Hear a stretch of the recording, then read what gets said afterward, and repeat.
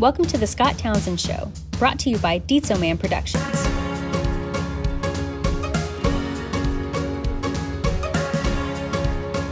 Hey, this is Scott Townsend, and you're listening to the Scott Townsend Show. And today I have with me a special guest. He's a financial advisor by day and a storm chaser by night. Is that right? Night? Can you do that at night? You can do it at night, yes. All right. So Trey Thee, Trey, how's it going? Hey, Scott, doing pretty well. Thanks for having me on today. Appreciate it. Oh, yeah.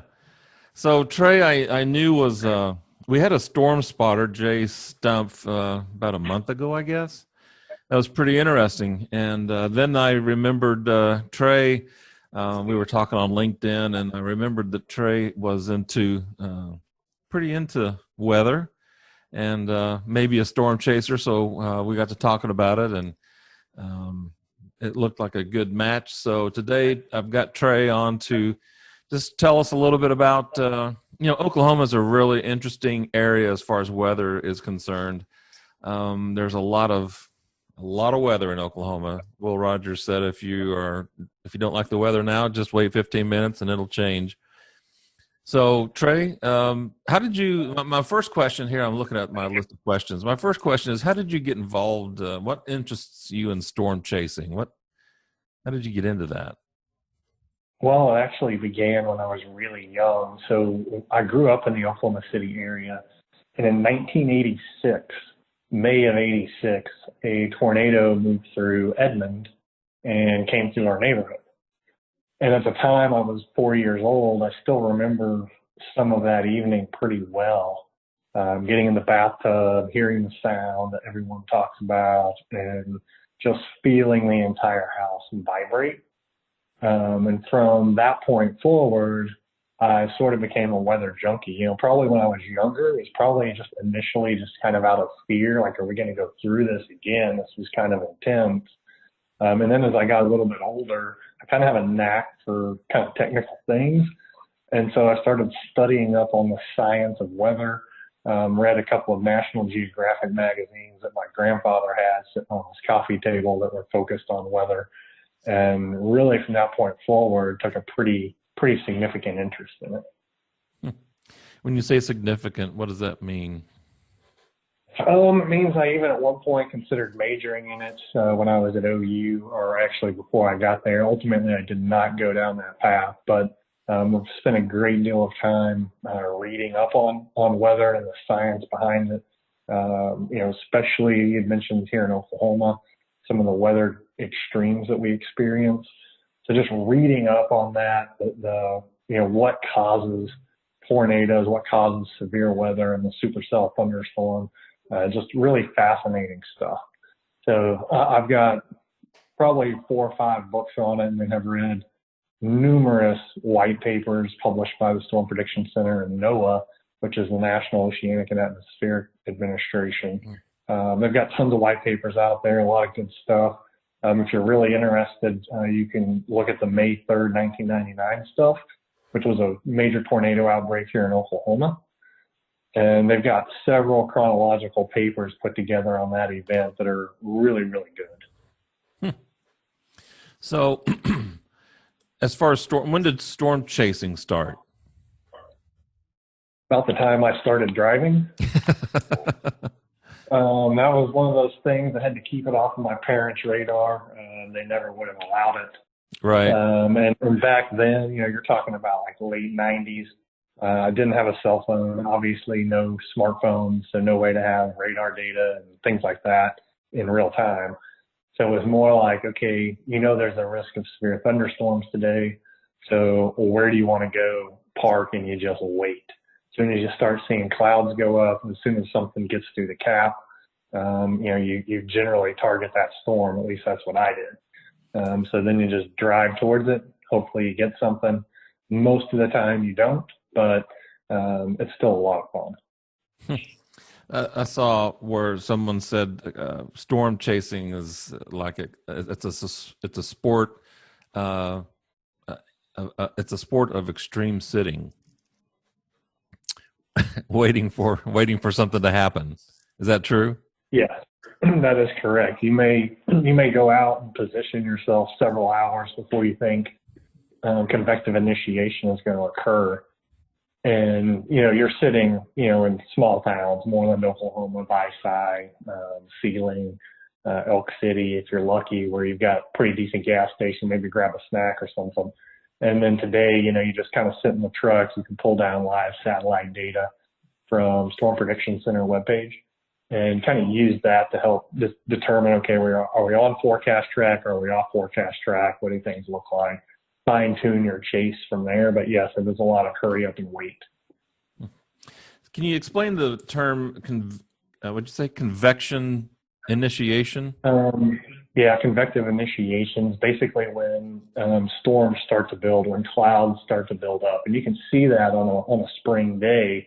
You'll see these cumulus clouds just start building. And then in some cases, we have what's called a CAP, an atmospheric inversion, which is basically where you've got a temperature gradient above the ground. And that temperature gradient can sometimes suppress thunderstorm activity, but it can also make storms more explosive when they break through that cap. So in a lot of cases, what you're looking for is for a storm to basically break the cap. Once the updraft is strong enough to do that, then from there, the storm will start to grow and mature into what we would refer to as a supercell thunderstorm. So what kind of equipment do you get? You said when you started out, you didn't have a phone or a cell phone or pretty much anything like that. But nowadays, all these years later, what kind of equipment do you use when you're chasing? A lot of that depends on the situation. If you're chasing for somebody, sometimes they'll provide the equipment. If you're chasing yourself, a lot of it's up to you. But put a laptop mount in a vehicle, or bring along an iPad and a cell phone. And one of the things that we like to do is one of the guys that I've chased with for many, many years. I'm a Verizon subscriber. He's an AT&T subscriber. And then that's good, because if you find yourself in a situation where you've got bad service on one carrier, you may have good service on the other carrier, just kind of like a backup plan, if you will. So we can connect all of our devices to hotspots and prevent data outages. I've had data outages in the middle of a chase before, one in 2009. We'll talk maybe a little bit about that later. But it can get pretty intense when you don't have data and you're right there in the thick of things. So, I would say any electronic device today is going to be better than nothing.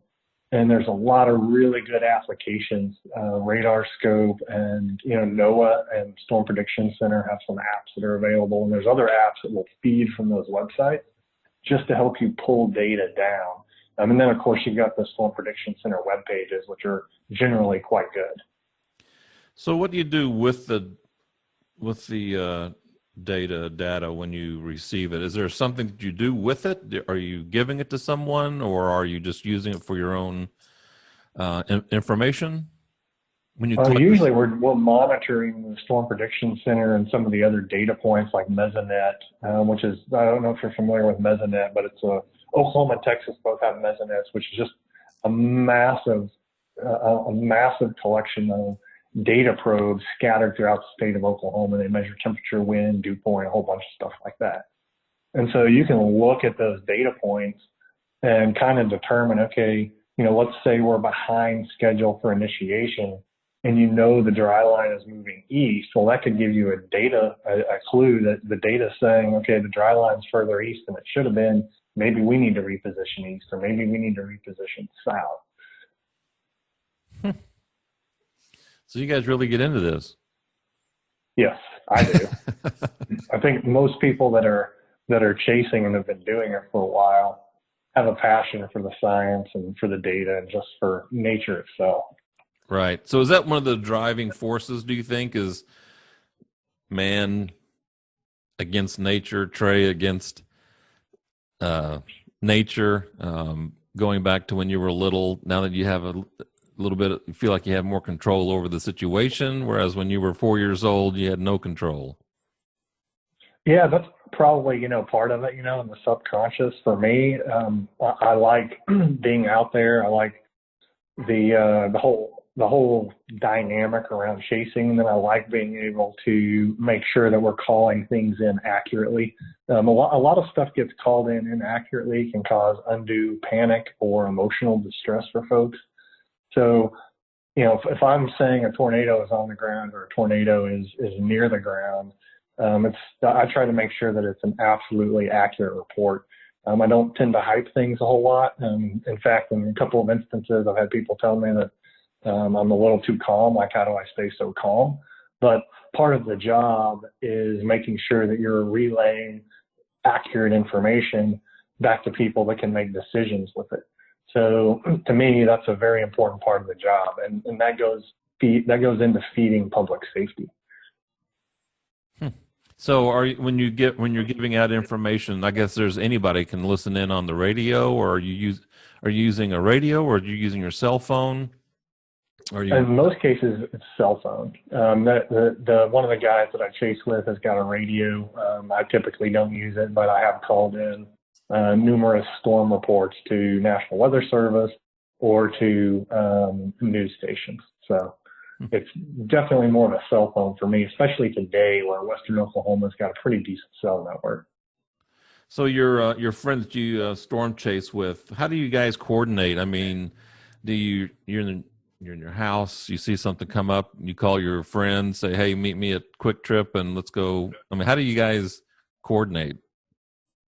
Well, we're usually in pretty close contact via text with any weather event at any time of year. And as the spring gets here and we both get kind of amped up for it, whenever Storm Prediction Center posts an update, or whenever the new model runs come in, because we watch the weather models pretty closely, usually we're texting back and forth. And then if something needs a little more explanation, or maybe because it gets pretty technical, so maybe if we're not communicating effectively, we'll hop on a quick call, bounce ideas off of each other, and then figure out, okay, what's going to be our game plan for actual chase day.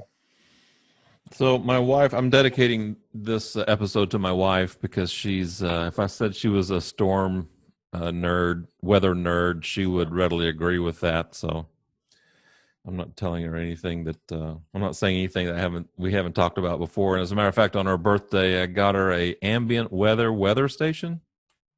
Okay. So is that, you can tell me that's a piece of junk, or that, because it's just in our backyard. How accurate are things like that? Or do you use something similar, or what do you use, if you use anything? That really depends. I mean, for the most part, they're reasonably accurate. And as a kind of a data analytical guy, I mean, we had one in Owasso when we were up there, and we had one in our backyard there for many years. And I imagine we'll have another one here in the not too distant future. So, even if it's not 100% accurate, it's still data points for you to look at. It's kind of cool. And then, they do have some that are pretty darn accurate. It just kind of depends on, budget and what you're planning to do with it and where and how it's mounted. So take us through a typical storm chase for you guys. What walk us through, okay, we're going to go chase the storm. What happens? Sure. So typically wake up first thing in the morning. I roll out of bed. I check Storm Prediction Center website. Have there been any big changes since the night before? If the answer to that is no, then, and I'm usually up pretty early, then I usually go and get my workout done. From there, I start texting other folks that are either chasing or in the weather business, telling them what I'm seeing on the models. This is what it looks like to me. Here's my thoughts. Wait for their feedback, and then follow the periodic updates from the models throughout the day. We've got high resolution models now that update every hour. Some of the more major models will update about every 3 to 6 hours, kind of depending on the model. So usually I'm looking at all of those updates. Storm Prediction Center updates on the same schedule every day unless something dramatic happens. So you know when to expect their updates. And you just follow that throughout the day. You kind of fine tune what your plan is going to be. And then when it's go time, usually after lunch, not always, but usually it's after lunch, then you find your target area, and you go to the target area and you wait. And we try to get in position normally 60 to 90 minutes ahead of time, if not a little more. And the reason for that, Scott, is it just gives us time to reposition if something changes. It also gives us time to make sure we've got good data connections. You get out, especially in the western side of the state, and the cell network's much better than it was 10 or 12 years ago, but you still find areas where maybe you've only got some, pretty limited 4G coverage or 3G coverage, and it's really hard to pull down adequate data timely without a pretty decent broadband connection. So then you wait, and then once you start seeing storms go, you play this mental game with yourself. Well, do you go after the first one that pops, or do you hold fast to your plan? That's always fun because you can go either way in a lot of those situations. So is this okay? So would you say this is a dangerous hobby or profession? I would say that it can be. And myself in particular, I try to take pretty significant care in where I'm positioning myself, or where we're positioning the vehicle if I'm chasing with somebody. I almost always try to chase with somebody else because I think it's much safer, especially today with what we call chaser convergence, which is a bunch of people that haven't been doing it very long or don't know what they're doing out there trying to do the same thing. That can be problematic, but I try to take into consideration, which direction of the storm's moving, how fast are they moving, and for the most part, like on the really volatile days, you look at the El Reno storm in 2013, for example. When that was coming into the metro, we had an option to get on that storm, and we chose not to. Too volatile, too dangerous going through the metro, the Oklahoma City metro in rush hour traffic. So, a lot of people, we caught some grief for it, but I still think it was a smart move. We stayed on the east side of town and picked up the storm as it came through the east side of town. During that storm in particular, I guess the incident with the 3 storm chasers that were killed during that chase, Bill, Samaras? Yes, that's correct. Yeah, there were a couple of people that were unfortunately killed in that chase. They were trying to deploy scientific instruments into the tornado, from what I understand. And the other incidents, during storm chasing, seems like there's a lot of people hitting animals that, they swerve trying not to hit a rabbit or hit a deer, and then there's other people, like you said, just hitting each other, So yeah, I would agree that what'd you call it? Storm chasing convergence or whatever? It seems to be like a real deal. Yeah, chaser convergence. Yep. What's the craziest thing you've seen storm chasing? The craziest thing I've seen? Oh man. I'd have to stop and think about the craziest thing I've seen. I would say that one of the most notable things that I saw was in the April 14th, 2012 outbreak, where we had a couple tornadoes on the ground simultaneously from the same cell. And I think we've got some photos on that one. And it basically had 2 tornadoes on the ground for a pretty decent period of time. And then kind of weakened a little bit as it went just to the north and west of the town of Cherokee, Oklahoma. And then we stayed on that storm as the sun was setting, and it put down a really large tornado as it crossed over into Kansas. And then we had to end the chase early because of trees down in front of us on the road. We couldn't find a road to get through. That was a pretty impressive day overall. And having, a couple of tornadoes on the ground at the same time was definitely a lot of fun. And been in similar situations before, but that day just seemed like one tornado after another on that cell. It was pretty impressive. So when you're watching the weather, and most of us probably are just watching to see what's going to happen the next day, around my house. But I imagine, I'm going to guess that when you watch the weather, you're looking at something totally different. Are you watching the national weather also, or are you just concerning yourself with Oklahoma?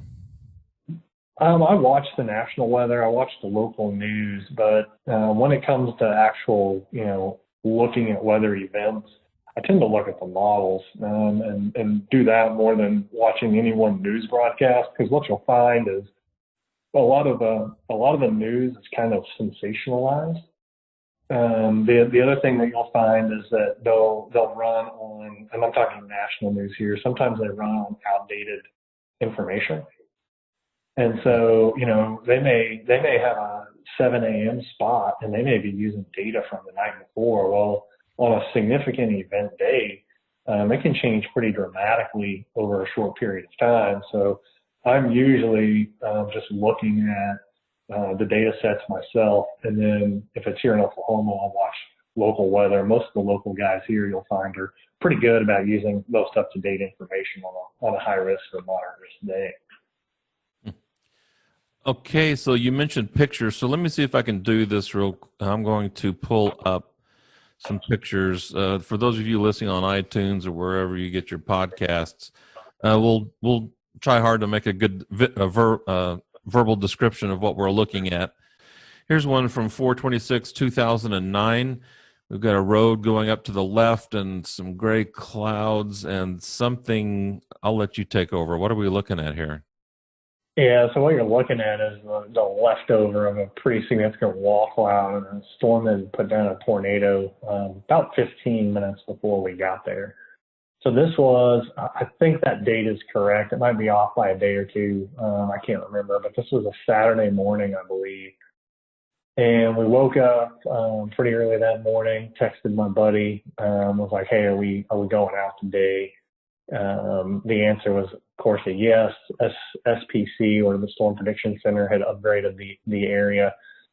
And we left Tulsa, I think, at about 10 a.m. that day and started heading west. And shortly after we left Tulsa, this particular cell put down a tornado as it crossed over from the Texas Panhandle into Oklahoma.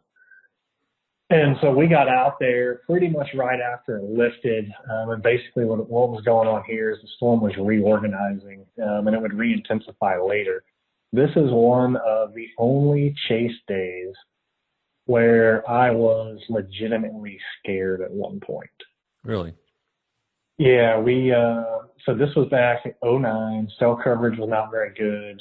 Had a satellite uplink in the truck, and the storm was so intense. There was so much precip in the storm that about 30 or 40 minutes after this photo was taken, we were chasing the storm to the north and east and lost all of our data coverage.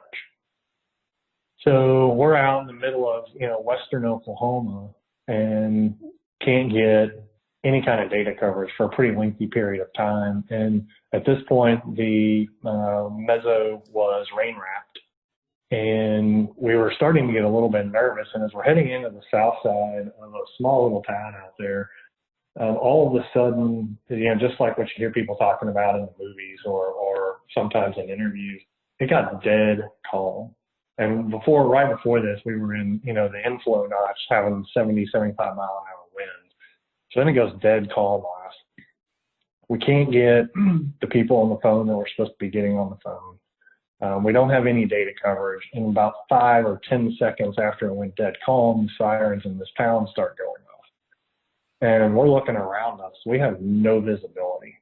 Don't know what the radar looks like. So at this point, we're both freaked out a little bit. So we knew that, probably what we needed to do, since we didn't have a whole lot of visibility, was we need to take the next major highway that we can and just book it to the east. So that's exactly what we did. About a mile up the road, we hung a right, which took us back to the east. And we went back to the east until we had actual visibility on the south side of the storm again. About that time, our data coverage came back, and sure enough, the storm had re-intensified, and we were in a spot that was probably not a great spot to be, and just glad that it really didn't have a tornado on the ground at that point. But that was probably the only time I've been legitimately scared, because I didn't have any information, couldn't get any information, flying completely blind. And just with what we were seeing and feeling from the storm around us, we felt like we were not in a great spot. Wow. That's interesting. Let's go to the next one here. Oh, a little trouble here. We've got a house. Yeah, so that's my house. Oh, that's your house. Yeah, that's my house. So, funny story, you know, I chased these things, have for years. Well, I was in Dallas on a business trip, and my house gets hit by a tornado. It comes right down our street. And it was funny because we were in Dallas, or I was in Dallas, and we were having some drinks and I think some pizza prior to a Mavericks game. And sitting down there on this business trip, and I knew there was a risk for severe weather. I knew that Northeast Oklahoma was going to see at least a couple of severe storms. And so I've been kind of quasi keeping an eye on it all day. And sure enough, late afternoon, little cell goes up southwest of Skytuck.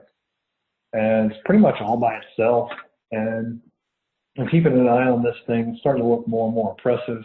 Clearly, it's well organized. And there were no other storms around it, so it had basically unobstructed inflow.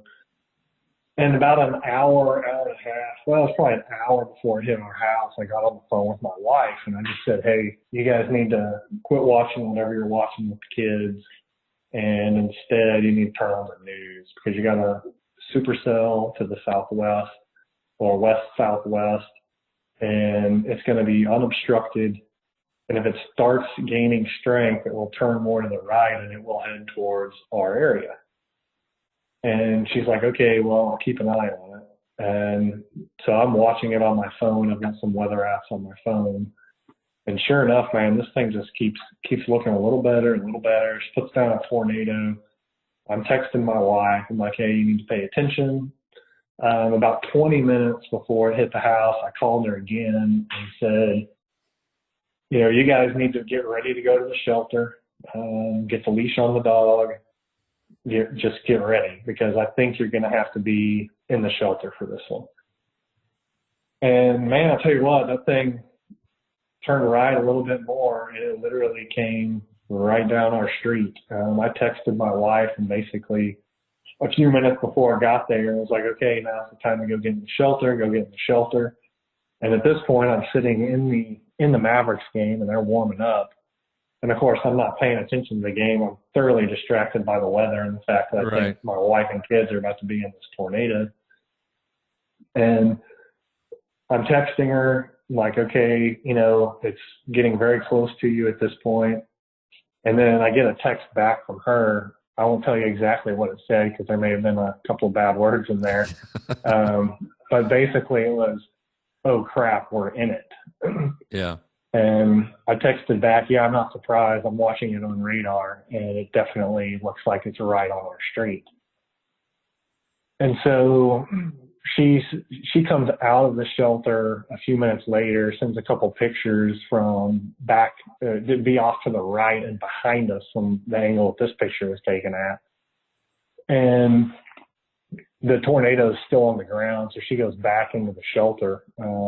Now, this shelter you're talking about, is this at your house, above It ground? is, yeah. It's actually in front of my car. You can't really see it very well in the photo, but I've got a safe room in the garage.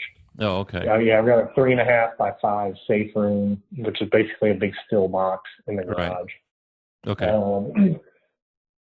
So once this is done, of course, I tell the folks I'm working with, hey man, I gotta go. So I went, checked out of the hotel, drove home, got home at, I don't know, it's probably 1 a.m., 1:30 a.m. And several of the windows in the house are pretty significantly damaged. Did a quick walk around that night, and then went to bed, got up the next morning and decided, okay, let's take another look. And what's interesting is you can see there's a couple of boards on the left-hand side of the house that are sticking out of the roof. Right. And so those were shoved, basically, those were probably from a construction site. Those were shoved through the roof. They hit the framing of the house hard enough that it popped all the nails in the game room and basically cracked the sheetrock along all the seams. Wow. So it was pretty interesting to see. And I mean, this was a little bitty, you know, EF0, EF1 type tornado. I think it was rated EF2 ultimately, but in our area it was, you know, EF0, EF1 type damage. So not even that big a deal, but took us a while to get it all cleaned up. I I think all told, our house had maybe $65,000 worth of damage, so not insignificant. Mm-hmm. All right, let's look at the next picture here. Big, huge tornado right in the middle of the screen.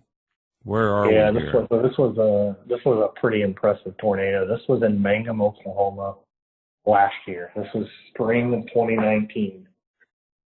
Had a high risk day. The day generally, from a meteorological perspective, probably underperformed the forecast, which is a good thing. But this was a pretty impressive tornado. This guy came in from southwestern Oklahoma up through Mangum, weakened just as it moved on the west and north side of town, and then basically got undercut by cold air. Tried to reorganize a couple times, could never really do it. The cold front that came in behind it just basically cut off the fuel. But pretty impressive tornado. We had it on the ground for probably 15 minutes. It was on the ground much longer, but we were only on it for about 15 minutes. Kind of mundane image. Now, this is a radar image that's pretty interesting. So this is from May of 2011. And I'm trying to think, this may have been a super outbreak in the south. And basically what we're looking at here is, oh no, this wasn't a super outbreak. Sorry, this is in Oklahoma. What you're looking at here is a slice of the thunderstorm. This is a tool called Gibson Ridge Analyst, a really great tool. Allows you to see storms and kind of cut through the storms in 3D. So you can see pretty clearly where the updraft column is and where the tornado would be with this particular cell. Just the tools that are available today are pretty impressive. What's KLF, or what is that, KFT? Yeah, so that's 50,000 foot, 40,000 foot. So that's basically showing you how high that level of reflectivity goes into the atmosphere. Okay. So what's this little, where's the updraft? Your tornado. Oh, that would be the tornado. Yeah. Oh. Wow. In this pink center. Yeah, so that's a hell core. So if we were to cut through that, this software has got the ability, we could, if we wanted to, we could eliminate all that red and focus just on the purple back there. Okay. And it allows you to slice those storms and get really specific. But yeah, there's a pretty decent hell core back in there, probably dropping golf balls or baseballs. Wow. Okay. Amazing. Some more interesting cloud. Looked like this telephone pole. I don't know if that's the wind or if that's just the way the telephone pole is, but yeah, that's just the way that pole was. But this is in the ceiling Visi area. This was a high risk day in 2017, and there's a house back there that the tornado is literally right behind that house right now. Probably, I don't know, 30 or 40 yards behind the house. That house was right pretty here? Close call. Yes, right there. So they got extremely lucky. That storm moved right behind them, right through their field, right through their backyard. Wow. But that was an impressive storm. It was a high-risk day. That was really the only storm that produced significant tornadoes. And I say significant. It didn't really hit much, which is a good thing, but had great structure. I think we got another picture of the storm a few minutes later with the RFD cut. This is 2012 right here. So this is Cherokee, Oklahoma. There you go. There's those two tornadoes we were talking about earlier. Oh, okay. I was trying to find if there was another picture. There you go. So this is that same storm we were just looking at with the one that moved behind the guy's house. So it had reorganized here at this point. And, pretty good looking updraft column there, good looking storm. Thankfully, didn't move through populated areas because we had some horizontal vortexes on this thing for a while, which can be an indication of a pretty strong tornado. And definitely from the motion that we were seeing, it was a pretty stout storm at one point. So probably had tornado on and off, mostly on for the better part of an hour then. A little bit more progression here. Yep, exactly. This is it's starting to gain a little bit more strength. Still a pretty small, relatively weak tornado at this point, but it was 15, 20 minutes later, and it was pretty large storm. Yeah, so that's the same storm. This is prior to Cherokee, and the tornado on the left is ultimately the updraft that won the day. The one on the right, just a couple of minutes, maybe even 30 seconds after the shot was taken, had begun roping out, which is basically that updraft was weakening. So what are the winds associated with something like this? It's hard to say. Without it hitting structures, it's a little bit harder to estimate wind speeds, but with the radar signature on that storm, that was probably, an EF2 type tornado. So 145, 150 mile an hour winds maybe. Oh, wow. So not crazy as far as tornadoes go, but strong enough that if it hit a structure, it'd cause pretty significant damage. So if you were standing right next to that, would it lift you up off the ground, you think? Yeah, you wouldn't stand right next to that. Wouldn't be good. I guess the damage from tornadoes is not so much the tornado itself. Correct me. I don't know what I'm talking about here, so I'll let you. The damage from tornadoes, is it from the wind or is it from the stuff in the wind that really gets you?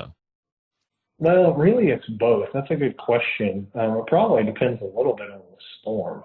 But all that stuff that's flying through the air generally is, broken up pieces of houses and cars and trees and stuff like that. So, the debris, once it's out there, can cause even more damage or can inflict bodily harm to people that are out there where, an 80 mile an hour, 90 mile an hour wind, yeah, you could technically stand in that and it's not going to kill you. But if it's blowing a bunch of crap around, then, you get hit with a piece of wood at 70 mile an hour or something that could kill you.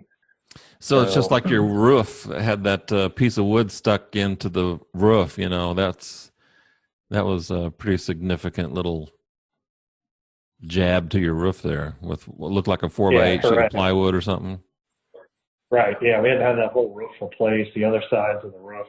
They didn't have plywood sticking out of it like that, but shingles gone, parchment paper gone, decking gone. So it was, relatively significant. And that was a pretty weak tornado when it moved through our area, EF0, EF1 type damage. Right. Not that I would want to go stand in a tornado, but I think those are all the pictures. Yeah, those are. So what kind of camera do you use? Well, for the most part, all the stuff except for the one from '09, pretty much everything's been shot on a various Canon platform of some kind. I've got a Rebel and I've got an EOS R, and those have both been, like, I would say, very good to outstanding cameras for me. I like using them. I've got a buddy that's got a Nikon and also takes really good photos. So a whole bunch of, on the camera side of things, a lot of it's just, know how to use whatever you have. If you know how to use it, you're going to be able to get some pretty good photos. So I know you're a car guy. So what does your car look like? I mean, when you jump in and go chasing, you got a nice car? Do you have some beat up pickup or something that you don't mind hail banging into and stuff like that? I have a nice car. I generally will chase in my vehicles when I know the road network really well and know that I'll be able to escape the hail course. That doesn't happen very often. Maybe 3 or 4 times in the last 10 years I've taken one of my vehicles. Normally, a lot of the folks, like I said, I try to do it with somebody. Generally speaking, they usually have a truck with 4-wheel drive or all-wheel drive, which you really need when you're doing something like this. Right. So we usually take one of their vehicles. Yeah, it's probably smart. Well, Trey, I really appreciate you stopping by and taking the time to visit with us about storm chasing. I mean, if someone wants to get into storm chasing, they think, that's really cool, I'd like to do that. How do you get started? What do you recommend? Man, I would recommend taking the storm spotter training classes, which local National Weather Service offices will do a couple times a year. And then find somebody that's doing it and knows what they're doing. I would say we really don't need more people out there doing this that don't know what they're doing. Right. The chaser convergence has become a legitimate problem. And you get people that don't obey speed limits and run stop signs and just create a hazard for people that are out there actually trying to relay information back to people that need it. So are you guys self-policing? I mean, do you have like a code of ethics that you guys try to follow as far as, just what you talked about, safe driving, stay out of everybody's way? Is there a code I of would tell conduct you that among you guys? Yeah, like within the actual, kind of relatively tight-knit chaser community that's been doing this for a long time, yeah, we try to self-police, and if someone does something stupid, we're generally not afraid to call somebody out on it. But the problem now is we're probably 5 or 10% of the people that are chasing, and the other 95% or 90% are people that are just like, oh, I don't have anything else to do. Let's hop in the truck and go chase some storms. And I mean, I get it. That's what I was doing too when I was in high school and college. I understand the desire. But man, you got to pay attention. You got to obey the traffic laws. And you've got to be respectful of vehicles and people around you. Mm-hmm. That's probably another reason to go with somebody. One person can drive and the other person can look at information and call out information. And you got it. Yep.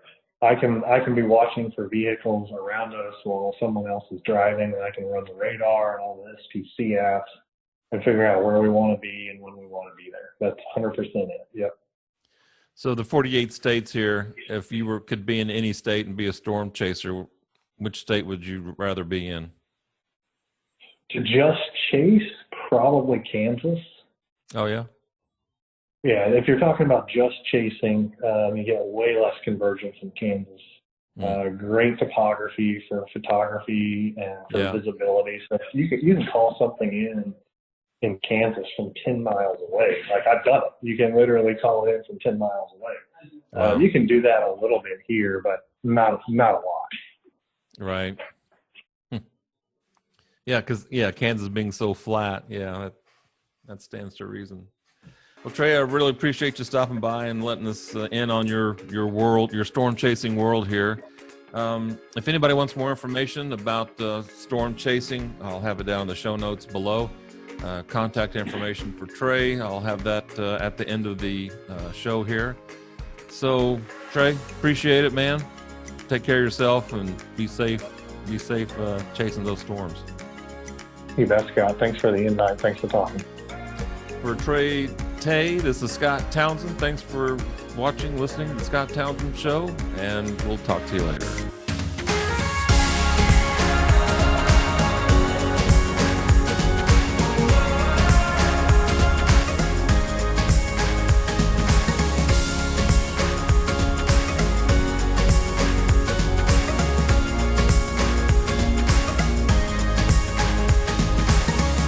The Scott Townsend Show is a Dietzo Man production. For more episodes, visit the Scott Townsend Show YouTube channel, listen on Apple Podcasts, or wherever you listen to your favorite shows.